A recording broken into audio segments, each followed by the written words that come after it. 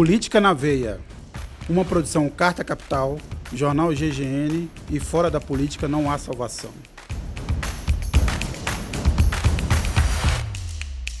Olá, bem-vindos a mais um Política na Veia, esse programa que toda quarta-feira tem um episódio novo. Estamos aqui eu, Luiz Nassif. Luiz Nassif está lá no Rio de Janeiro e o Cláudio Couto lá no seu bunker, lá escondido em algum lugar entre a faixa de Gaza e a Moca. Está aí algum pódio por aí.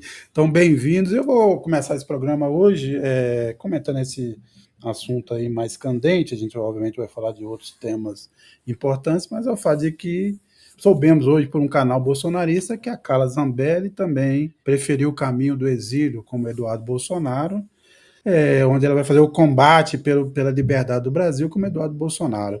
Eu, Nassif Couto, queria só fazer o seguinte comentário em relação a isso tudo. A gente lembra do tempo, das inúmeras reportagens falando da fuga do Lula. Tudo estava pronto para o Lula fugir durante aquele período da Lava Jato, e essas coisas eram tratadas assim, como fuga. A gente vê o Eduardo Bolsonaro e agora a Carla Zambelli, a cobertura que eu pelo menos li, as primeiras notícias que eu li aí nos portais, não é tratado dessa forma ou não com essa ênfase, né? O que não era uma fuga, porque o Lula em nenhum momento fugiu e enfrentou e ficou aqueles 480 dias preso, era tratada a possibilidade de fuga do Lula, o absurdo da possibilidade de fuga do Lula, ou de outros petistas envolvidos ou denunciados em escândalos, e agora a gente vê uma fuga real, que foi o caso do Eduardo Bolsonaro e da Carla Zambelli, tratado não como uma fuga, mas como... De qualquer forma, a gente tem aparentemente um padrão bolsonarista que é a fuga, né? A covardia. Se ela tem cidadania italiana, indo para a Itália, ela provavelmente reduz a chance, por exemplo, de uma deportação. Bem, primeiro, eu acho que a gente tem que apontar que existiu aí uma comida de mosca por parte da própria justiça, no sentido de restringir essa mobilidade da Carla Zambelli, estando ela já condenada. Né? Era o caso de retirar dela passaportes, né? Tanto o passaporte italiano como o passaporte brasileiro, para que ela não pudesse justamente se evadir como agora faz. E a gente claramente tem aí uma fuga. Né? Quem acha que isso não é fuga precisa rever os seus conceitos, né? Porque afinal de contas, o que significa uma pessoa no cargo de deputada, logo após uma condenação judicial que a vai colocar, ou que pretende colocá-la, numa cana de 10 anos. Essa pessoa se evade do país alegando que vai fazer tratamento de saúde. Ora, será que a medicina brasileira está tão atrasada assim que o tratamento que a Zambelli precisa fazer não pode ser feito aqui? Isso, claro, né, dando crédito à alegação dela de que ela precisa fazer algum tratamento. E não parece uma pessoa que esteja aí numa condição de saúde periclitante, alguma coisa que não pudesse fazer o acompanhamento médico no Brasil. Então, na realidade, o que a gente tem é uma fuga, já foi também a fuga preventiva, pelo jeito, do Eduardo Bolsonaro, né? Além da fuga preventiva, também essa ação aí de promover, de patrocinar um ataque à soberania brasileira, à justiça brasileira e, consequentemente, à própria democracia brasileira a partir dos Estados Unidos, mas talvez também tentando evitar algum tipo de problema judicial que pudesse vir a ocorrer se porventura algo ainda aparecer. É difícil imaginar que o Eduardo Bolsonaro tenha saído do Brasil simplesmente porque queria fazer esse patrocínio lá. Ele podia ir e voltar frequentemente. Muito possivelmente ele está se escondendo de alguma coisa que ainda poderia vir nessas investigações relativas ao golpe. É isso, Nassif. O que está acontecendo aí, quando você pega esse caso do Zambelli, você tem toda uma articulação hoje, que está clara, está nítida, de desqualificação do Supremo Tribunal Federal e do Alexandre de Moraes. Então, aí, quando você pega a base do trumpismo aí, da nova geopolítica aí do Departamento de Estado, sob Trump, é usar essa questão do direito à opinião como elemento de intervenção nos países. Eles estão substituindo o velho modelo aí de combate à corrupção, que justificou Lava Jato, justificou a Lava Jato francesa. A nova estratégia geopolítica é essa, questão do direito da opinião e desqualificação do Alexandre de Moraes. Então, quando você vê o Estadão, que o baluarte do Poder Judiciário, o Estadão descendo o cacete no Alexandre de Moraes, Folha descendo o cacete, tudo isso faz parte de uma mesma estratégia que visa, de um lado, colocar o Tarcísio de Freitas na presidência, promover um choque à la Milei e começar já a tirar de cena outros poderes institucionais que poderiam eventualmente oferecer alguma resistência a esse desmonte, no caso, o Supremo Tribunal Federal. Então, essa deputada é uma bobinha, faz parte desse jogo de tratar o Supremo. E o Supremo está polêmico, hein? Eu acho, Nassif, tem também o fato que essa semana o Supremo começa a julgar alguns pontos do Marco Civil da internet que pode levar, de alguma maneira, a algum grau de regulação dessa terra sem lei, que são as redes sociais. E já começou a campanha. Ontem, o presidente do Google no Brasil disse que isso é um risco ao jornalismo investigativo e à liberdade de expressão, como se fosse isso que estivesse em jogo, né? Como se o jornalismo investigativo estivesse sendo muito valorizado nas redes sociais e não o desafio do desodorante, o jogo do tigrinho e por aí.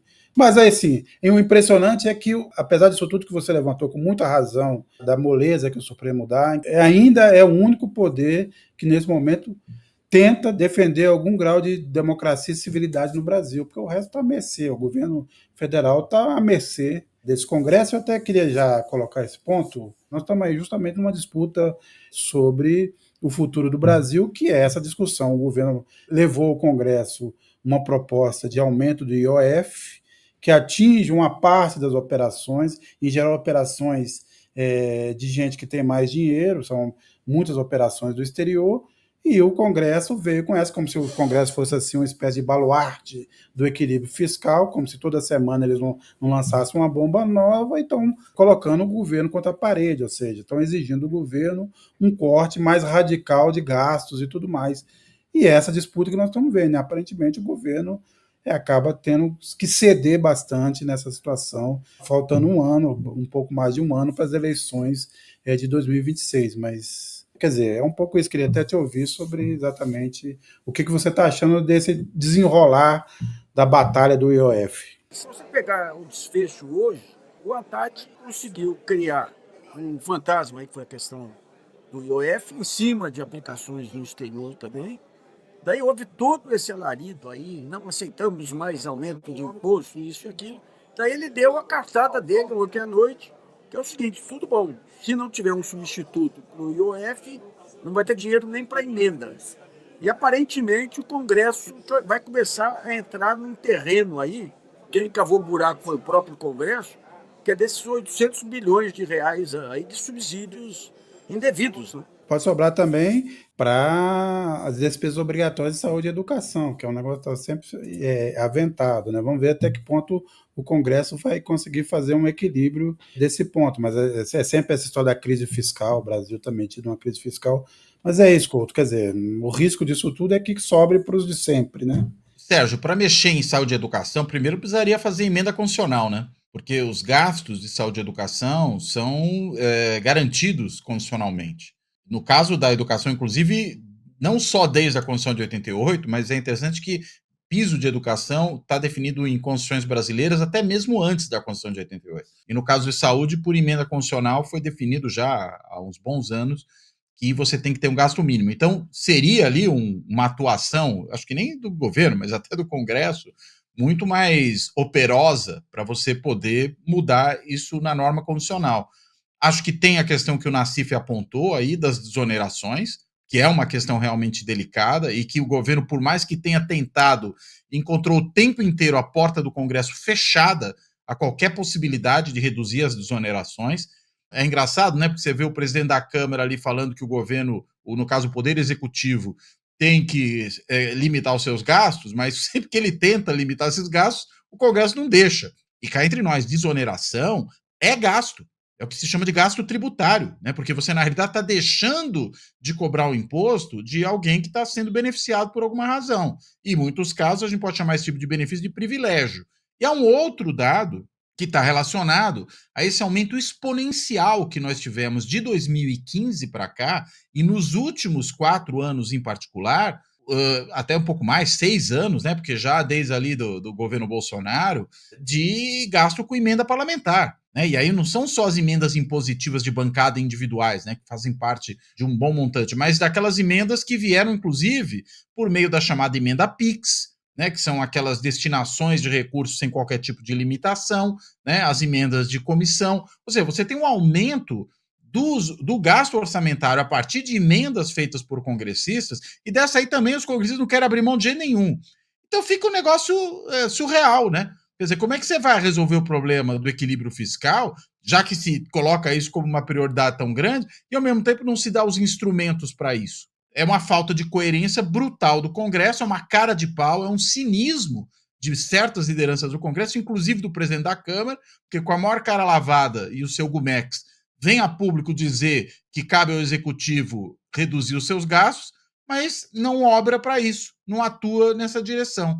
Então, eu acho que é essa a situação. O Haddad fica, na realidade, numa situação complicada. Ele para usar uma expressão que o Nassif andou usando aí em coisas que escreveu, sendo fritado, inclusive pelos seus próprios pares dentro do governo, né? Antes era fritado pela Gleisi Hoffmann, agora que ela foi para o governo, parece que ela aquietou um pouquinho, né? A gente sabe que tem o seu tapete puxado o tempo inteiro pelo chefe da Casa Civil, o ministro Rui Costa, e claro, né? Aí, no caso do Congresso, se até os membros do seu próprio partido o sabotam, imagina o pessoal do Centrão, que tem, inclusive, simpatias pelo bolsonarismo. Aí é dali que vai ser difícil ele conseguir alguma coisa mesmo. E aí parte para essa ação desesperada de tentar cobrir o rombo do jeito que der. E essa ação aí envolvendo o IOF foi só mais um capítulo disso, que novamente teve atrapalhada também, porque teve que voltar atrás no mesmo dia em relação a uma das medidas.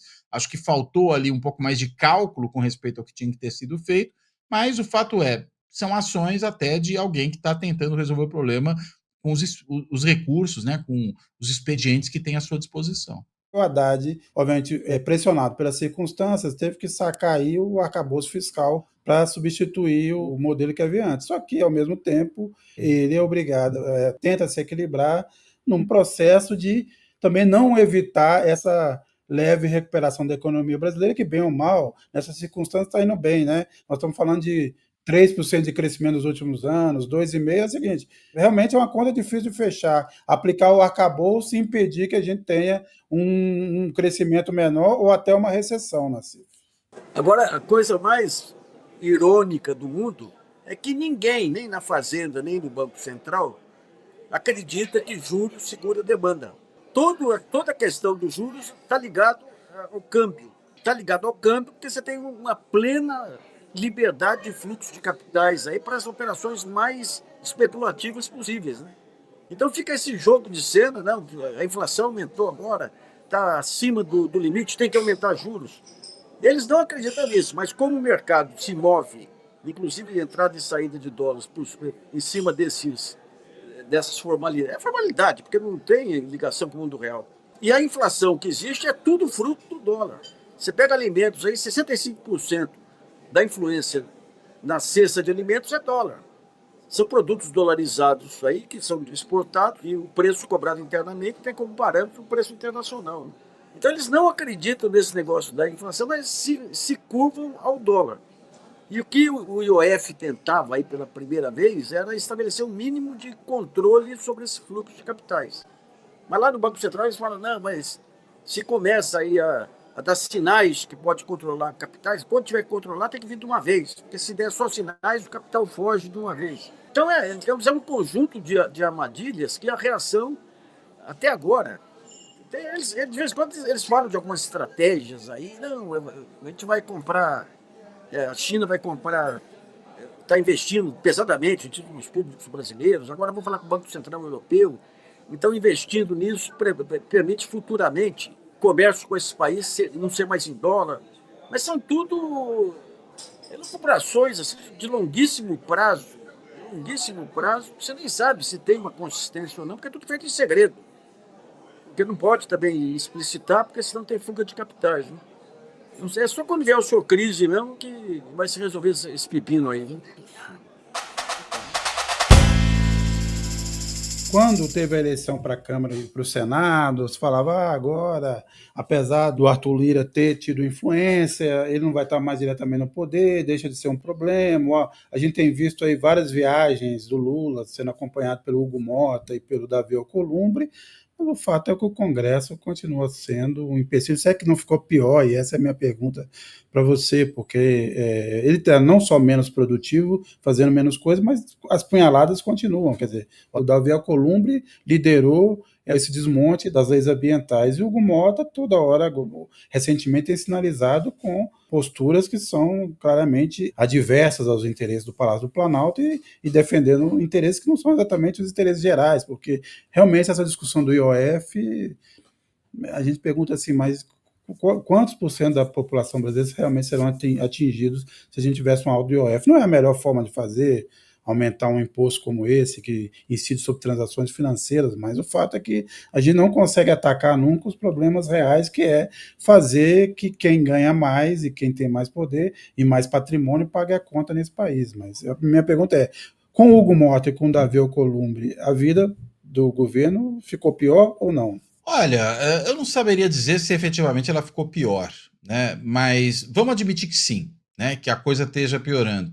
Eu diria que isso talvez tenha menos a ver com as duas figuras em particular e muito mais com um processo. Ou seja, você tem um processo aí de piora da relação do executivo com o legislativo que é progressiva, né? E essa piora progressiva, fosse quem fosse o presidente da Câmara e do Senado, muito possivelmente ela também acabaria acontecendo. Por quê? Porque você tem um governo que vai avançando no tempo, você tem um presidente que está com perda de popularidade, um governo que vai tendo repetidas situações de confronto com o legislativo, por conta justamente desse impasse que se produz em torno da questão da política fiscal. Você tem um tensionamento também das relações do Congresso com o STF, inclusive, né, personalizado isso na figura do Flávio Dino, que é um ex-ministro do Executivo, né, e que toma medidas com respeito justamente à questão orçamentária, que são percebidas por muitos congressistas do Centrão como sendo medidas, na realidade, concertadas com o governo, né, com o Poder Executivo. Isso tudo vai gerando essa degradação do relacionamento. E aí acho que isso se reflete em situações como essas que a gente está vendo. Claro que no caso também da questão ambiental, a gente pode dizer que você tem ali uma progressiva degradação, que é uma degradação que vai acontecendo neste tema particular. Né? Porque há quanto tempo vem se arrastando essa discussão sobre, por exemplo, exploração, né, de petróleo na margem equatorial? Isso vem desde lá do começo do governo. Você tem incômodos dentro do próprio executivo com relação a isso. Você tem parlamentares ali daquela região, norte do país, especialmente interessados no tema. E o Alcolumbre, evidentemente, é um deles. Até mesmo no seio do governo, né, o senador Randolph Rodrigues, que estava na rede até outro dia, está no PT, tem relações, portanto, antigas aí com a Marina Silva e com a política ambiental, até ele está se opondo à ministra do Meio Ambiente na questão da exploração da margem equatorial. Tamanha é a relevância dessa questão para os políticos da região norte do Amapá em particular, estado do qual ele e o Alcolumbre são oriundos, né? São senadores desse mesmo estado. Então você tem, nesse caso particular, uma deterioração do relacionamento que está relacionado diretamente ao assunto. E aí não necessariamente a gente pode extrapolar isso para outros temas.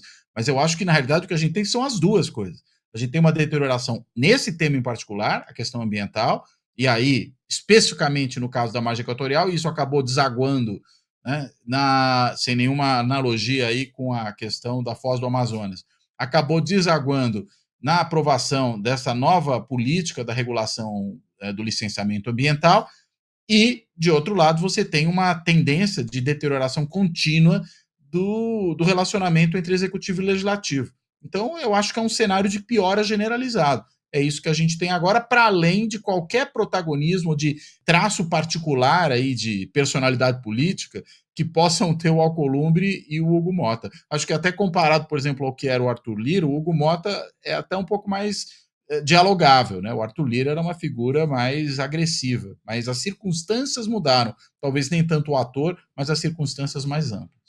Essa questão de exploração da margem equatorial, eu lembro quando veio a questão das novas reservas da Petrobras aí, a Dilma, grande feito da Dilma, ainda ministra, que quando preparou lá a lei de partilha lá, que era fantástica, inclusive permitia a criação de um fundo soberano, a exemplo dos fundos soberanos que tem na Noruega, para investir em educação, saúde, tudo isso era um projeto fantástico. Daí, logo em seguida, começa o processo de conspirata lá, que leva à queda da Dilma e ao desmonte da lei de partilha. Né?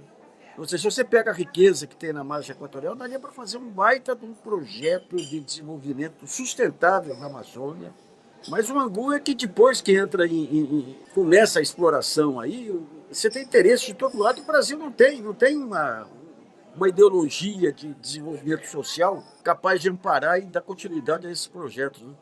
Esse é o angu. Né? Você começa uma política agora, como pensar numa política de longo prazo, sabendo que virando a esquina você tem o bicho-papão aí do Tarcísio de Freitas, do Bolsonaro, de Eduardo Bolsonaro.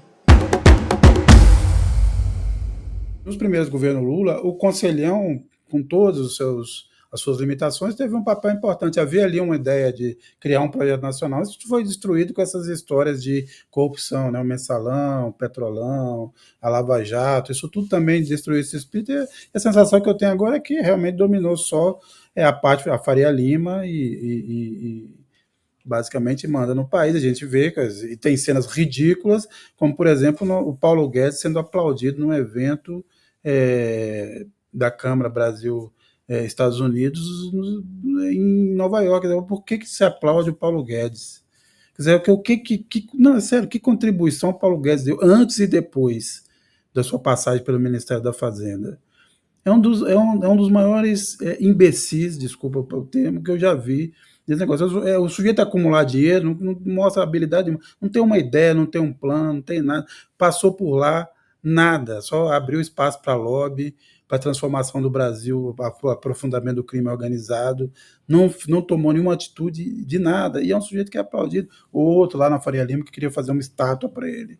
Quer dizer, nem ganhar dinheiro assim, eles ganharam naquele período do Bolsonaro. Por que vocês estão falando? Vocês ficaram muito, muito mais ricos do que vocês eram, pensando nos interesses pessoais, mas nem isso também é registrado. É realmente uma ideia de que é preciso destruir isso aqui, como tem em várias partes do mundo. A gente está vendo na Argentina também, a destruição na Argentina, o que a Europa está fazendo, o que o Trump está fazendo, nós estamos numa fase de destruição. E é difícil realmente você pensar nessa altura num projeto nacional. Quer dizer, quem é que quer pensar num projeto nacional?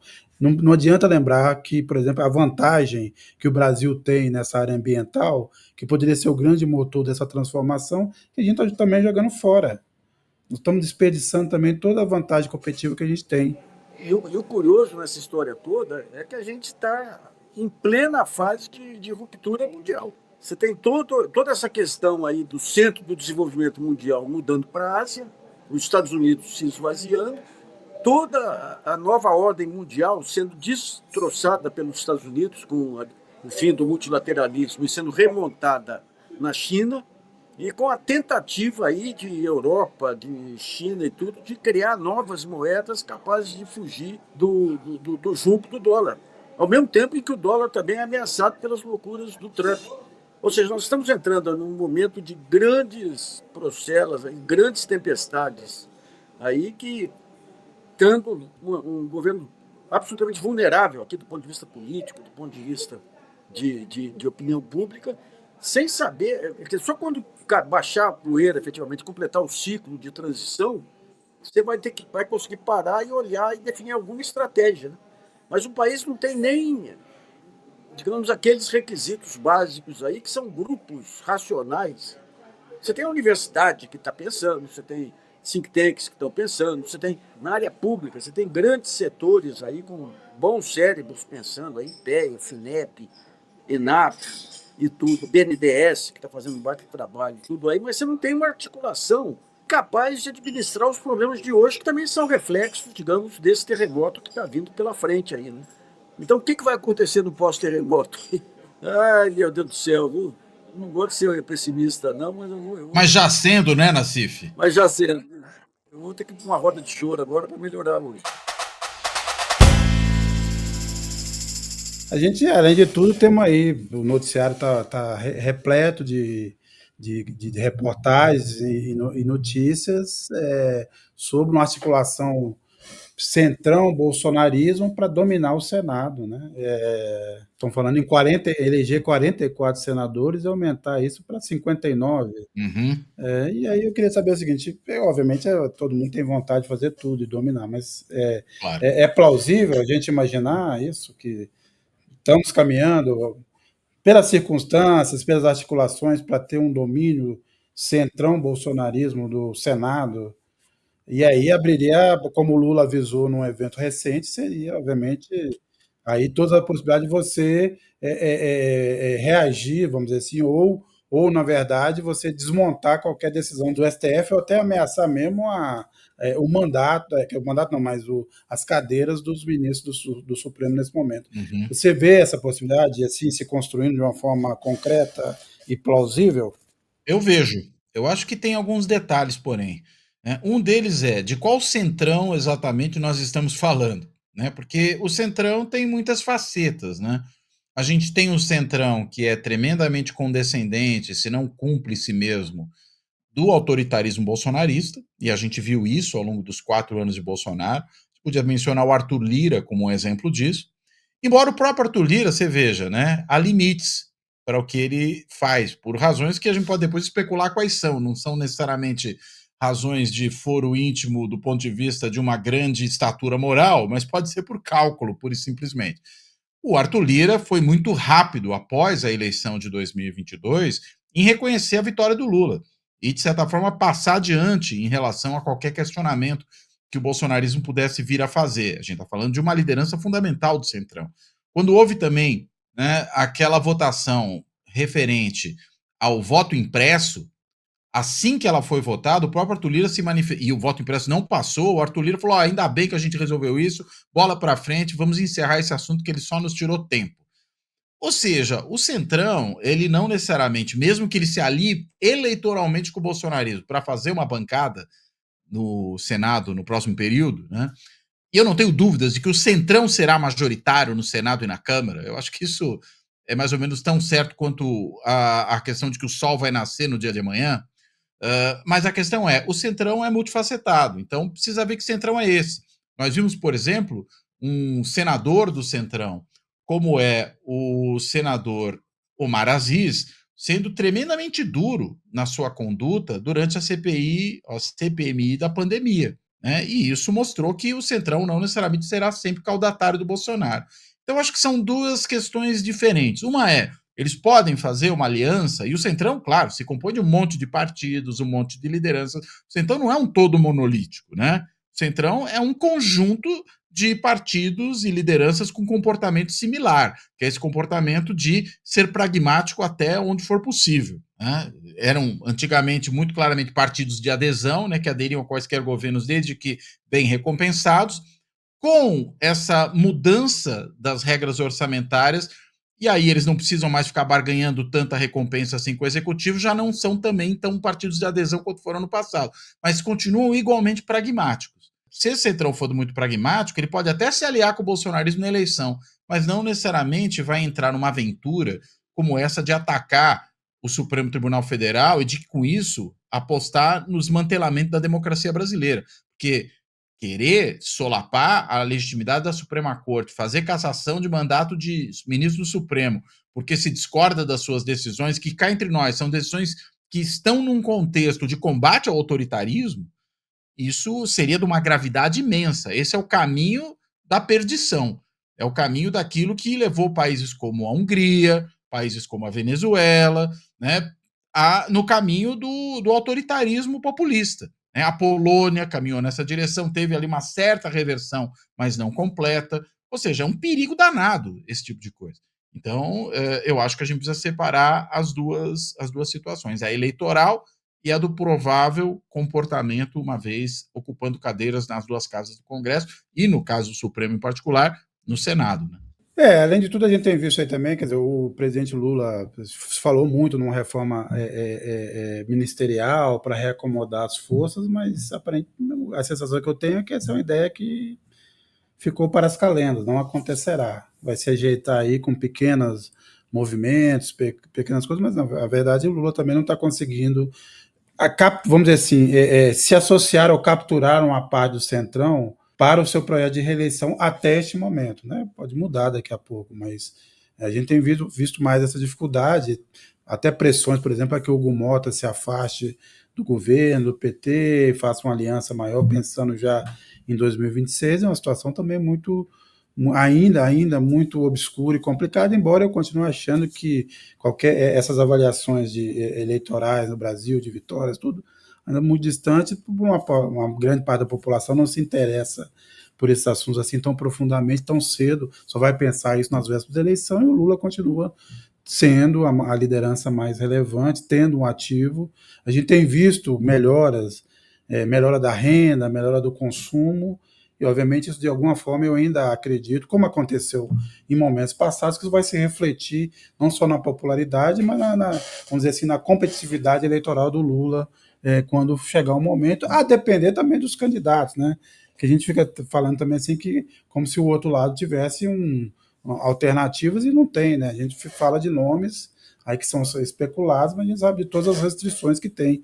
O próprio Tarcísio, que virou essa aposta assim da Faria Lima e da mídia tradicional, mas a gente sabe, né?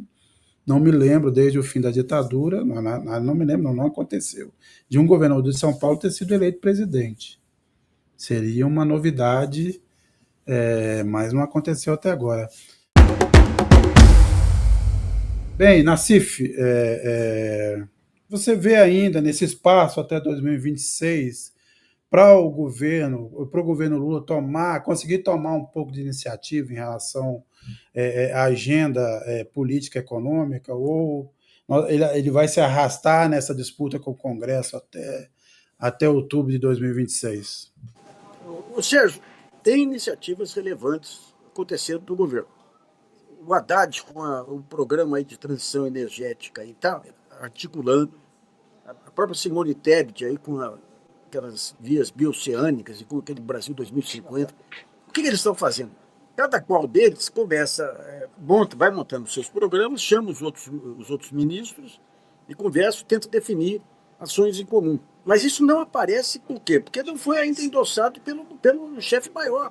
Isso aí tudo o Lula tinha que pegar, todos esses planos, transformar num plano de metas único, criar uma ponte para o futuro, que ponte para o futuro? 50 anos em si, criar uma marca, dar para o publicitário dele, o Sidônio, trabalhar em cima disso, de tal maneira que cada obra que fosse apresentada passasse a noção de conjunto, de construção de um todo para a população. Isso é muito mais relevante do que... Por exemplo, outro dia eu conversava com um cara do governo, que foram fazer uma inauguração no Mato Grosso. Daí o Lula apresentou tudo que ele fez para o Estado, comparando com o governador, comparando com o Bolsonaro, era muito mais entrega do que os demais. O que isso mudou? Mudou a percepção do mato-grossense. Só aquele pessoal que ouviu lá, se tem uma mídia que não ecoa as boas coisas do governo. Então essa mudança aí está muito mais no campo do Cláudio, da política, de você incendiar imaginações e tudo, do que no campo da entrega de obras. Ou essa história, né? Vamos dar chance aí para o pequeno poder consumir. Então facilita aí o crédito consignado. Que é aquela visão que o Lula tinha no primeiro governo, que o sonho dele era que todo operário lá do ABC pudesse trocar o seu carro de tempos em tempos, aí, ter uma vida de classe média. O jogo é outro hoje. Você tem um país os sistemas de organização mudaram radicalmente. Você não tem mais os grandes sindicatos. O que você tem é toda uma massa desorganizada e vulnerável. Quando você pega agora todos esses planos aí, em que eles vão gerar emprego? Quando se fala em nova transição energética, é capital intensivo em tecnologia e inovação, que tem que investir efetivamente, não pode ficar fora. Quando você pega o emprego hoje, o pequeno comércio sendo esmigalhado pelas grandes plataformas, o pequeno fabricante, aí as margens dele sendo reduzidas a pó pelas grandes plataformas, o emprego formal combatido aí pelos Uber da vida aí. Então essa nova realidade que surgiu aí faz com que o emprego lá na frente vai ficar para quem vive de bico, para pequena empresa sem nenhum apoio aí, com os bens da vida e tudo.